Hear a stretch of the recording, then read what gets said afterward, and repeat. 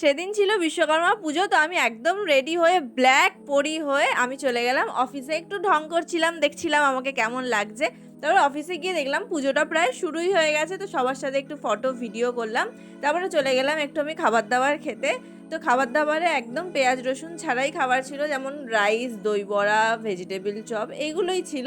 তোমরা তো দেখেই নিয়েছো ভিডিওতে। তারপরে খেয়ে দিয়ে উঠে তো আমার আর কাজ করতেই ইচ্ছা করে না।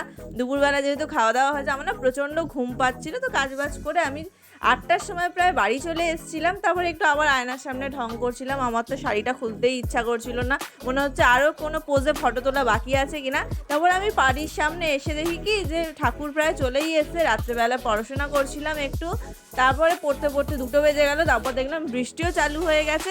তো আমার রাত্রেবেলা মনে পড়েছে একটু হেয়ার কেয়ার করা যেতে পারে, তো আমি একটু হেয়ার কেয়ার করছিলাম। করে ঠরে আমি প্রায় ঘুমিয়ে পড়েছিলাম। আর এতদিন ভিডিও দিতে পারিনি, একটু আমার শরীরটা খারাপ ছিল গো।